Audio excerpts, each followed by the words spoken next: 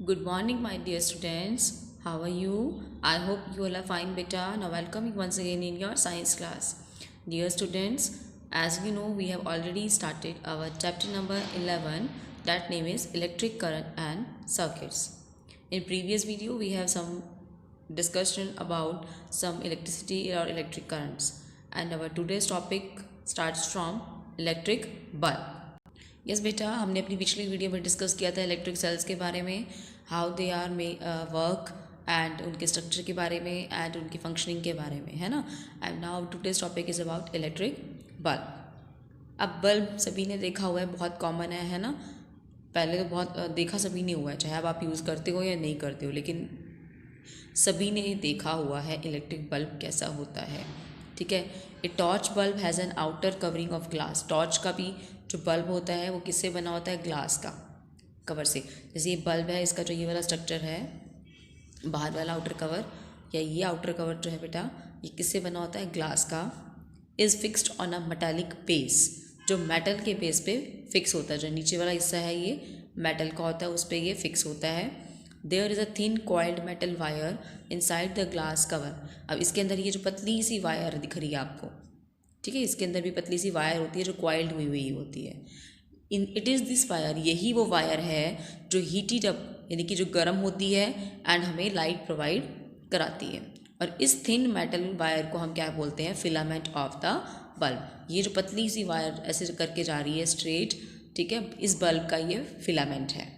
जब आप switch on करते हो तो यही आपका जो बल्ब है ये गर्म होता है, यही जो फिलामेंट है इट गेट हीटेड अप, ये गर्म होता है एंड गिव अस लाइट, हमें लाइट देता है।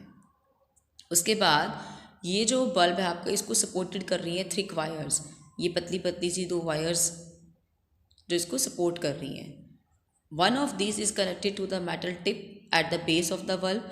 इनमें से एक जो है वो नीचे बेस के साथ कनेक्ट होती है, बल्ब का जो बेस है उसके साथ कनेक्ट है।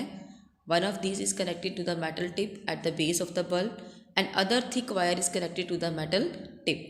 एक तो इसके बेस के साथ कनेक्ट है और एक ऊपर कनेक्ट है। क्लियर हो गया? यहाँ पे भी आप देख सकते हो ये दो वायर्स हैं, तो एक टर्मिनल यहीं पे कनेक्ट है, एक आपका नीचे कनेक्ट है। क्लियर है? The two terminals are connected in such a way, और वो इस तरह से अटैच, इस तरह से कनेक्ट होते हैं कि वो आपस में एक दूसरे को टच ना करें। क्लियर हो गया? ये स्ट्रक्चर समझ में आ गया बल्ब का कैसा है कि ये ग्लास का कवर है, इसके अंदर पतली सी वायर होती है जो गर्म होने पे हीट देती है, उसको हम फिलामेंट बोलते हैं। फिलामेंट दो वायर्स के ऊपर बेस्ड है और ये वायर में से एक जो है वो बेस के साथ कनेक्ट है, एक वायर जो है वो टिप के साथ कनेक्ट है, और इस तरह से कनेक्ट है कि वो दोनों आपस में एक दूसरे को टच ना करें। Okay, the electric bulb use to lighten up our home. Electric bulbs को आप यूज़ करते हो अपने घर को लाइटन एंड लाइट करने के लिए, ठीक है, और बहुत सिमिलर डिज़ाइंस के होते हैं लगभग सारे। One point of difference here is that two metallic contacts are both around the base of the bulb. जो डिफरेंस है वो किस में है? मेटल के कॉन्टैक्ट में। क्लियर हो गया? The inside of a electric bulb, अब डू यू नो में कह रहा है कि जो बल्ब के अंदर का जो स्पेस खाली हमें नज़र आता है, एक्चुअली में वहाँ पे हमने गैस फिल की होती है, इनर्ट गैस, जिसका नाम है आर्गन एंड नाइट्रोजन। ठीक है, जो आपको बल्ब का खाली स्पेस नज़र आता है, हम उसके अंदर एक्चुअल में क्या फिल करके रखते हैं? या तो आर्गन या nitrogen gas. This helps to save the filament from burning out in the oxygen that is present in the normal air. वो क्या करता है? आर्गन और नाइट्रोजन किस लिए इंपॉर्टेंट है बेटा? क्योंकि ये बल्ब का जो फिलामेंट है ताकि वो जल ना जाए, क्योंकि अब आप देखो बल्ब ये तो है नहीं कि आपने कुछ सेकंड्स के जलाया फिर बंद कर दिया। आप इवनिंग में जब अपने अंधेरा हो जाता है आप लोग ऑन करते हो, स्विच ऑन करते हो, तो काफ़ी टाइम तक जला रहता है ना। तो कहता है कि वो जलता क्यों नहीं है, वो ख़राब क्यों नहीं होता? क्योंकि उसके अंदर हमने क्या फिल की हुई है? Organ and nitrogen gas. This filled up inert gas also save the bulb from collapsing under the atmospheric pressure. साथ ही साथ ये जो गैसेज हैं ये बल्ब को कोलैप्स मतलब आपस में ही टकरा के टूटने से कैसे बचाती हैं? अंडर द एटमॉस्फेरिक प्रेशर, कि जो एटमॉस्फेयर का प्रेशर इसके ऊपर पड़ता है ताकि उससे ना टूटे, उससे भी ये गैसेज इसको प्रोटेक्ट करती हैं। Okay, now there are some different types of bulbs. Number one is LED bulb.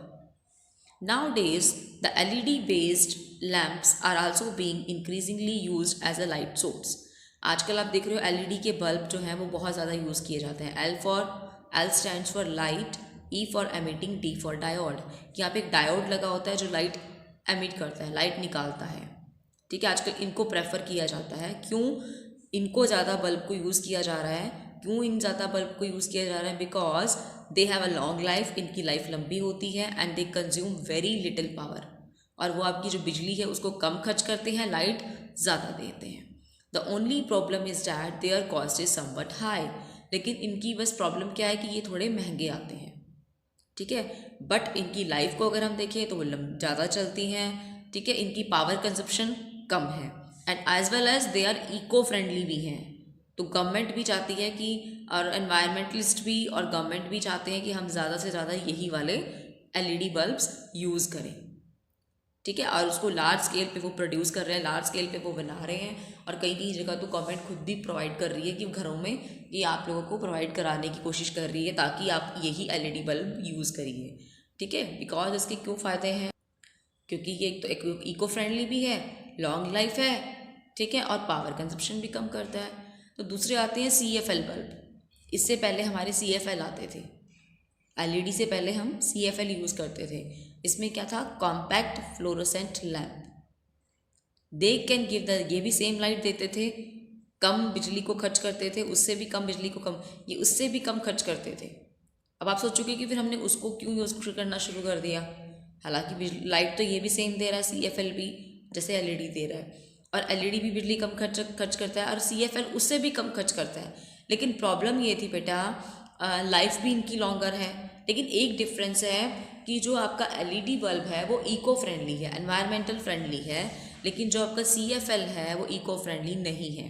तो अगर आपका कोई बल्ब ख़राब हो गया है, डैमेज हो गया है, तो प्रॉब्लम होती थी कि उसको हम कैसे सॉर्ट आउट करें।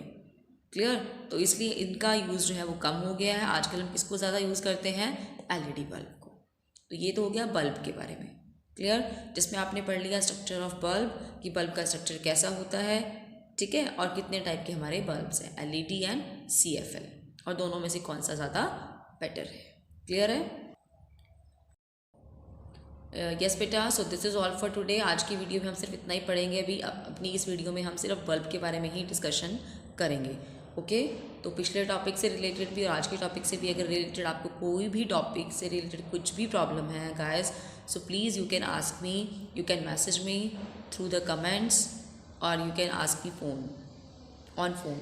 ओके बेटा, सो थैंक यू।